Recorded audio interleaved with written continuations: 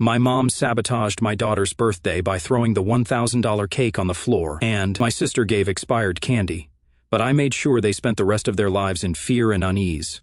At my daughter's first birthday, Mom accidentally flipped the $1,000 cake to the floor, gasping. "Oops," she said, "but your sister's kids deserve this party more." Dad laughed. "You never sacrifice for this family," he sneered. I opened my sister's gift, a wrapped box of expired candy with a note, "Don't worry, kids won't notice." I didn't say a word. I just canceled the $12,000 cruise I had paid for, sold the car I had co-signed, and froze the accounts I managed. That night, Mom texted, "Our tickets are gone." I replied, "Maybe your golden child can book new ones." "Oops. But your sister's kids deserve this more." My mother's voice was sharp. The room fell silent, and the $1,000 cake I had ordered crashed to the floor. The delicate frosting smeared, the sugar flowers crushed under her heel. Laughter broke the silence. My father's loud, cruel laugh rang out. "You never sacrifice for this family," he said, raising his glass. "Always making it about yourself." My daughter squirmed in my arms, her tiny fingers curling into my shirt, her wide eyes blinking up at me. She didn't understand, but I did. Jessica, my sister, leaned against the gift table, scrolling through her phone. "Don't be dramatic," she cooed, tossing a glittering pink bag at me. "Here's our gift for your little princess." I opened it. A box of candy, faded and crinkled, the expiration date passed 6 months ago. Jessica giggled. "Don't worry, kids won't notice." My mother bent down lazily, kicking the ruined cake, scattering the pieces further. A few guests exchanged glances, some suppressing smiles.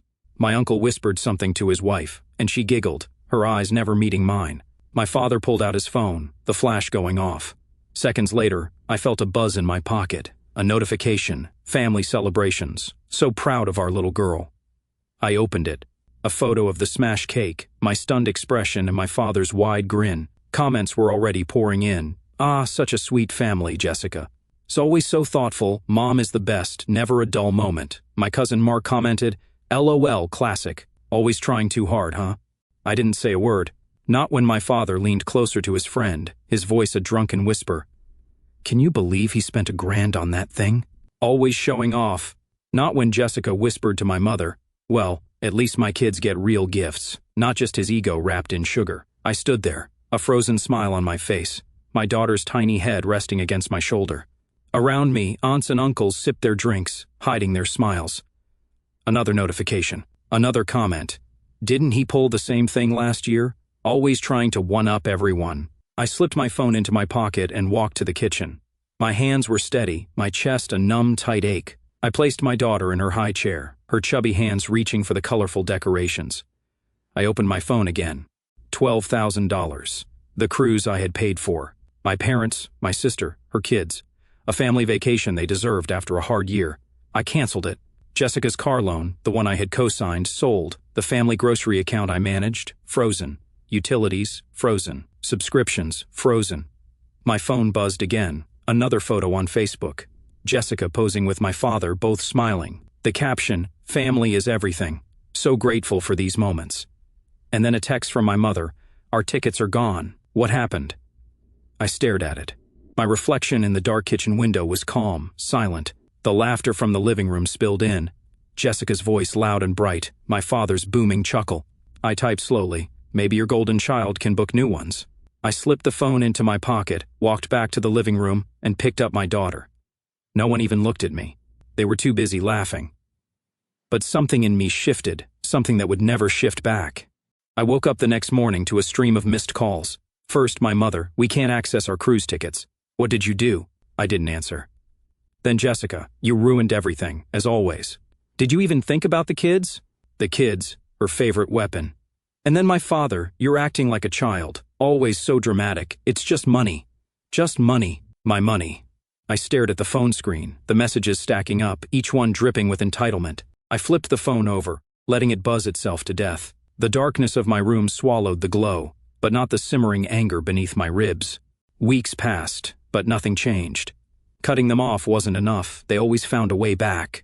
My mother's voice, soft and practiced over the phone. "Honey, your father's car broke down again. He's so stressed. Maybe you could help just a little, just a little." Like the thousands of dollars I had paid over the years, like the bills I covered without a thank you. Jessica's texts came in waves. Can you spot me $200? My credit card got maxed out. A day later, please, I really need this. It's for a new job opportunity. But 2 days later, I saw her Instagram story, a weekend at a spa, her, face covered in a cucumber mask, captioned, "Self-care is everything." I ignored the texts, but I saw them talking about me in the family group chat, which I hadn't left yet. Jessica, he's so selfish. Always thinks he's better than us. My aunt, honestly, someone should tell him to grow up. He's lucky to even have a family. My father, some people forget what loyalty means. Laughing emojis, hearts. They were united against me. The next family dinner wasn't an invitation, it was a demand. My mother's voice on the phone pleading, "You have to come. It's for your father. He thinks you're upset. Please just make peace, peace." A word they used whenever they wanted me to submit, but I went. Maybe I was hoping for something different. Maybe I wanted to see if they had changed. They hadn't. The house was warm, the table crowded with food. My mother kissed me on the cheek, a sweetness that tasted like poison. My father's grin was wide, his voice loud as always. "There he is, the big man, still sulking about the cake," he roared, and a few of his friends chuckled. Jessica sat at the far end, scrolling through her phone, pretending I didn't exist. "Come on, sit down. We saved a spot for you," my mother cooed, patting the chair closest to the kitchen, close enough to fetch things. The dinner was a blur of noise, laughter, and the same old digs. "You still doing that little job of yours? Is that even real work? Didn't you just buy a new car? Someone's got money to waste. Must be nice having no responsibilities." I ate in silence, swallowing the insults along with the dry chicken. Then Jessica leaned forward, her voice loud enough to cut through the chatter. "Oh, did you see what he posted last year?" She grinned, waving her phone. "He actually tried to brag about buying that cake. Can you believe that?" My father roared with laughter. "Oh yes, $1,000 on a cake, and it ended up on the floor. That's our boy, always throwing money away." More laughter. A few of their friends raised their glasses. I felt my phone buzz. My mother had posted a photo of the whole family at the table, smiling, except me. I wasn't in the frame. The caption read, "Family is everything. So grateful for those who understand love." I felt my chest tighten, the laughter echoing, the faces blurring. I needed air. I stood up, mumbling something about a call, and walked out onto the porch. The cold air was sharp against my skin. I sucked in a breath, trying to force the anger back down, but then I heard them. The kitchen window was open just a crack, and their voices drifted out, muffled but clear. "He's so sensitive. Did you see his face?" Jessica's voice thick with mockery. "He deserves it," my father chuckled. "After everything we've done for him, he thinks he can just walk away." "Don't worry," my mother's voice whispered. "He always comes back. All we need to do is say we're struggling, and he can't help himself.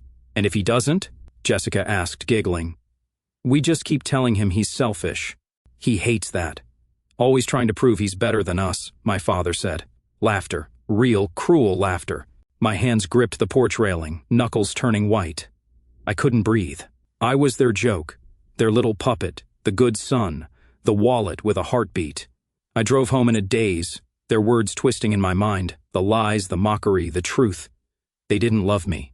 They didn't even see me. Memories crashed over me the years I had paid their bills, covered Jessica's debts, canceled plans to help them.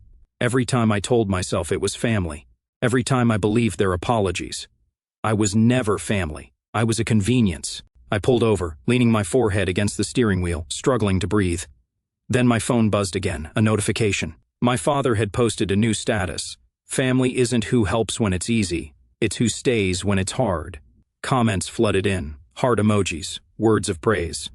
Jessica posted a story, her and my parents smiling, drinks in hand. The caption, "Real family, always together."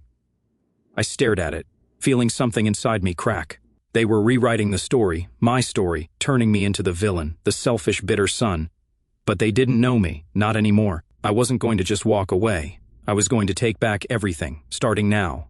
I didn't sleep that night. Rage twisted in my chest, hot and sharp. Their voices echoed in my mind, laughing, mocking, planning how to use me again. But I wasn't the same fool they thought I was. By morning I had a plan, not just to walk away but to make them face everything they had done. And the perfect opportunity was already waiting, my father's birthday dinner. If they wanted a show, I'd give them one they'd never forget. The restaurant buzzed with laughter, the warm glow of chandeliers casting a golden light over the long, crowded table. My father's birthday, a celebration fit for a king, plates piled high with seafood, sparkling glasses lifted in toasts. My mother beamed, her arm draped around his shoulder. Jessica posed for selfies, her voice cutting through the noise. I walked in quietly, a large, elegantly wrapped gift box in my arms. Eyes turned, whispers spread. My father grinned wide, lifting his glass. Well, he made it. Come in. We thought you were too busy for us. The table chuckled. Jessica's smile tightened. I smiled back, taking my seat. The gift sat in the middle of the table, a glittering centerpiece. My father couldn't stop staring at it, his eyes sparkling with greed. Dinner went on, a haze of stories I'd heard 1,000 times. My father bragged about his hard years in business. My mother swooned about how family is everything. Jessica leaned close to a group of friends, her voice dropping to a whisper. I mean, he's always so dramatic, acts like he's better than everyone. But of course he always comes crawling back. I didn't react, not yet. I watched them, their laughter, their smug smiles, the way my father's arm tightened. Around my mother's shoulder, a picture-perfect image of family unity. Until the moment came. My father cleared his throat, raising his glass. I want to thank you all for coming. Family is everything, and tonight, I feel like the richest man in the world. A chorus of cheers, clinking glasses. Jessica leaned over, her phone already aimed for another perfect family photo. And that's when I stood. Actually, I said, my voice calm but loud enough to silence the room.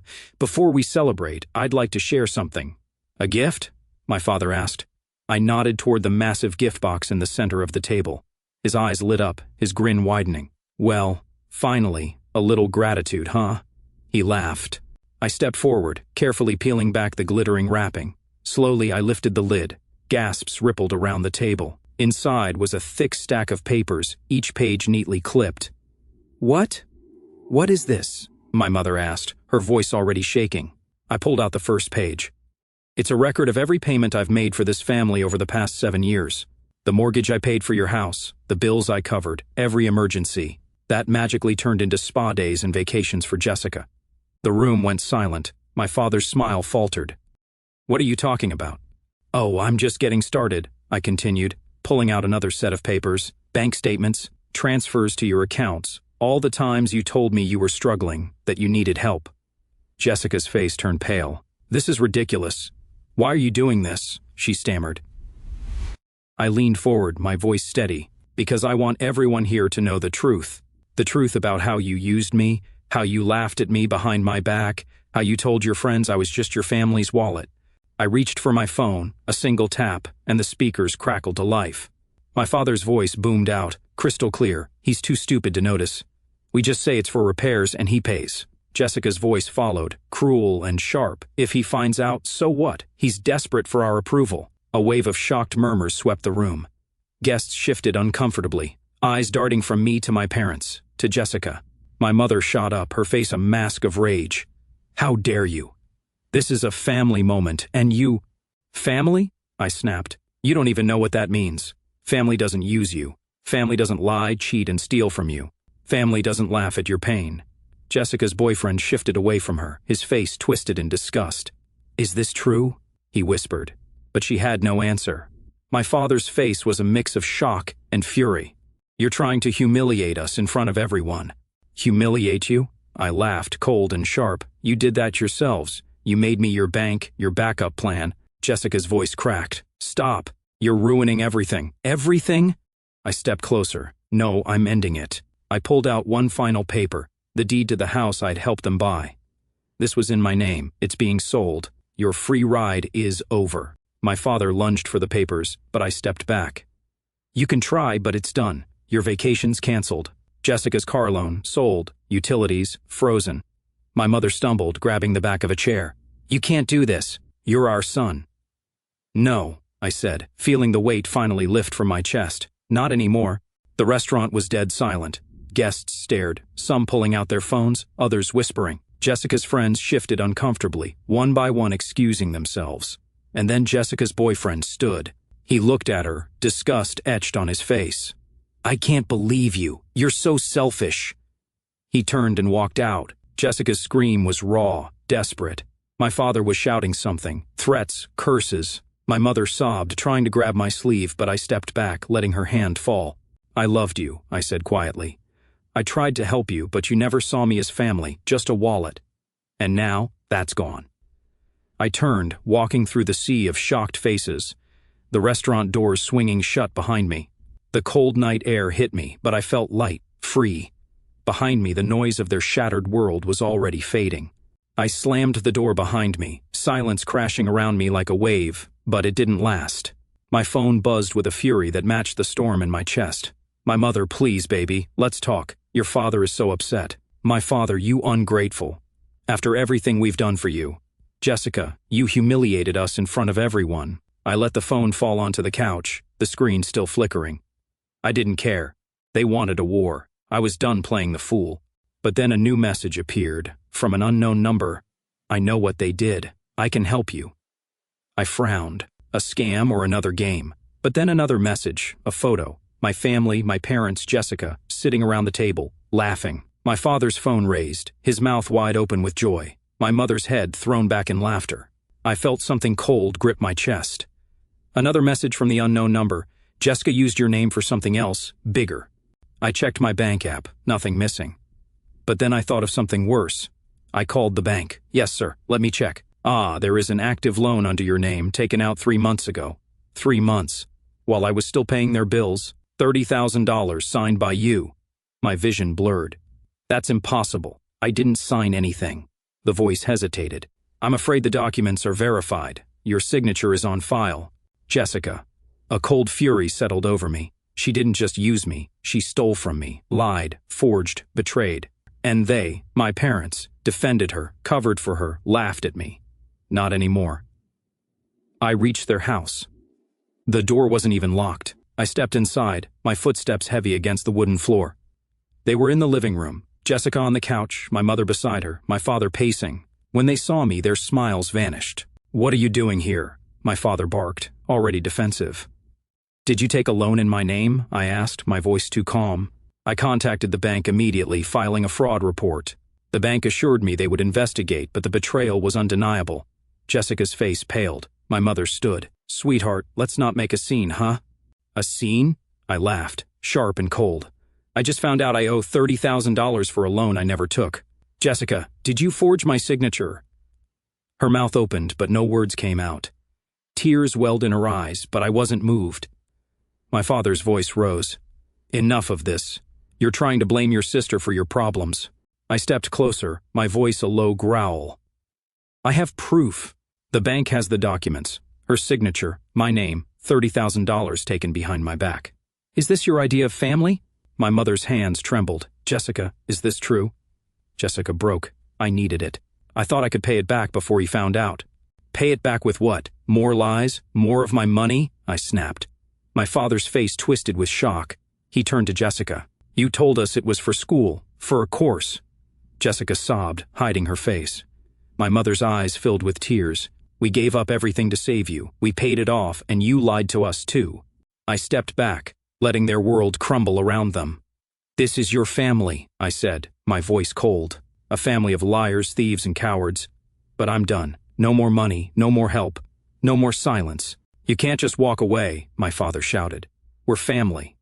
Family? I laughed. Family doesn't steal. Family doesn't destroy marriages. Family doesn't turn their son into a wallet. My mother stumbled. Please don't do this. We were trying to protect you. Protect me? I shook my head. No, you protected yourselves and you destroyed me, but that ends now. I turned and walked out. My father's voice was a desperate roar. If you leave now, you're dead to us. I didn't even look back.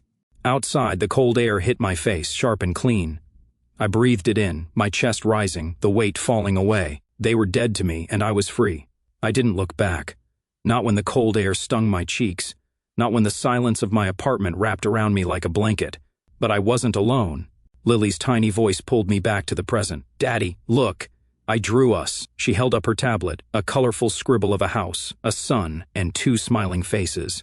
Just the 2 of us. It's perfect, I whispered, hugging her. My phone buzzed again. Another email. My mother begging me to talk. Another from my father, angry, accusing me of ruining the family. I didn't read them. I didn't need to. Instead, I opened a new tab, logged into a charity site for victims of fraud. I typed in a donation, $5,000. Under the donor name, I typed Jessica M. support for those who lost everything. I forwarded the receipt to my mother with one line, "Now I'm really helping the family." Days turned to weeks. My consulting business grew. Clients came in, work flourished. I picked Lily up from school, helped her with her homework, read her stories at night. Every now and then a new email would arrive, my mother's pleas, my father's anger, even Jessica's desperate apologies. They went straight to the trash. They had their chance. They chose lies. One evening, as the city lights flickered outside my office window, Lily hugged me. "Daddy, are you happy?" I smiled, feeling the weight finally gone. "Yes, sweetheart," I whispered, kissing her forehead.